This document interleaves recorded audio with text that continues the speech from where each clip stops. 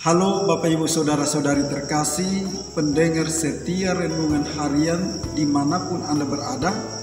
Selamat berjumpa kembali dalam edisi Renungan hari ini. Saudara-saudari terkasih, hari ini Minggu 29 Agustus 2021, Minggu biasa ke-22. Referensi Renungan hari ini diambil dari Kitab Ulangan, bab 4, ayat 1 sampai dengan 2, dilanjutkan dengan ayat 6 sampai dengan 8. Bacaan kedua diambil dari surat Rasul Yakobus, bab 1 ayat 17 sampai dengan 18, dilanjutkan dengan ayat 21b sampai dengan 22 dan ayat 27.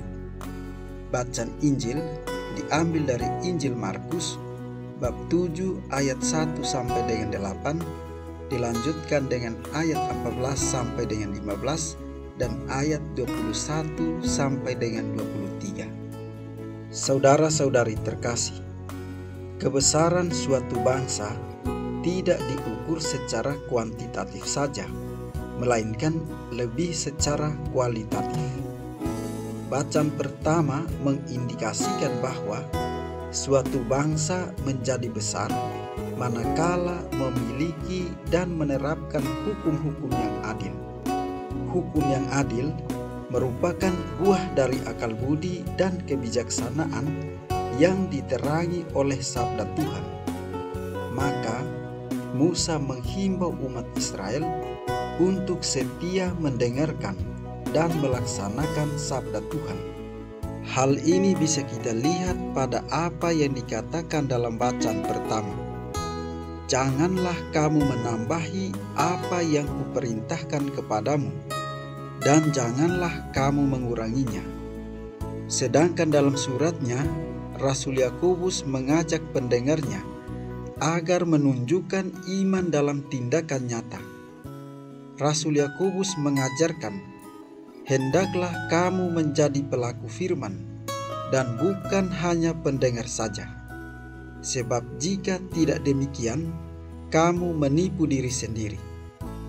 Saudara-saudari terkasih, nasihat Santo Yakobus itu memberikan pesan penting kepada kita untuk memperhatikan beberapa hal, antara lain.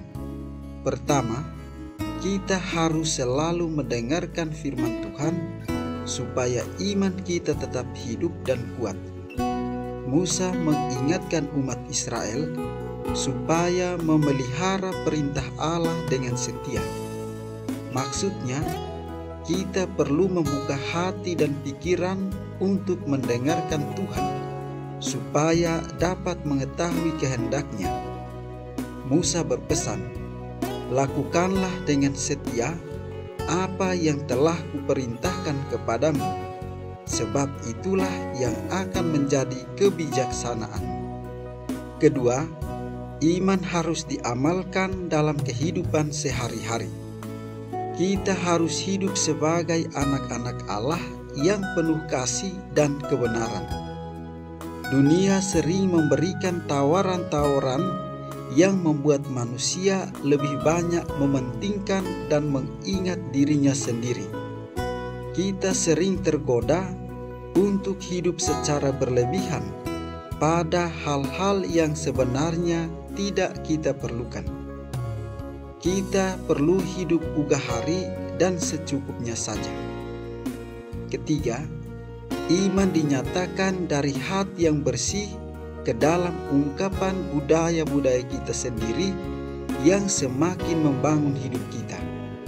Dalam Injil Markus, Yesus mengkritik adat istiadat Yahudi yang membelenggu manusia karena terjebak pada hal-hal duniawi yang dianggap bisa menajiskan manusia. Padahal sebenarnya semua hal yang jahat ini timbul dari dalam dan menajiskan seseorang. Saudara-saudari terkasih, Yesus mengkritik orang-orang Farisi karena merasa diri besar, tetapi sebenarnya kerdil. Mereka hidup dalam ilusi. Mereka merasa diri menjadi penyambung lidah Tuhan, padahal ajaran yang mereka ajarkan ialah perintah manusia. Kemunafikan adalah ekspresi kekerdilan hati mereka. Mereka mengabaikan perintah Tuhan dan lebih memilih berpegang pada adat istiadat manusia. Kesetiaan pada tradisi perlu dibarengi kepekaan akan gerak roh yang dinamis. Orang Kristiani mesti waspada pada setiap bentuk konservatisme, sebab dalam konservatisme orang bisa secara kaku hanya berpegang teguh pada adat istiadat atau tradisi yang ada. Saudara-saudari terkasih, panggilan utama kita sebagai seorang pengikut Kristus adalah melaksanakan ajarannya dalam hidup sehari-hari. Yesus sendiri memberi teladan kepada kita semua. Tidak mudah, tapi harus diperjuangkan terus-menerus. Sebab iman dan perbuatan seumpama dua sisi pada mata uang yang sama. Bisa dibedakan, tapi tidak bisa dipisahkan. Keduanya berjalan seiringan sejalan. Seperti kata Rasul Yakobus, sebab seperti tubuh tanpa roh adalah mati, demikian juga iman tanpa perbuatan adalah mati. Marilah kita mohon berkat dari Tuhan Yang Maha Kuasa, kiranya Ia senantiasa memberkati kita di dalam seluruh tugas dan karya kita.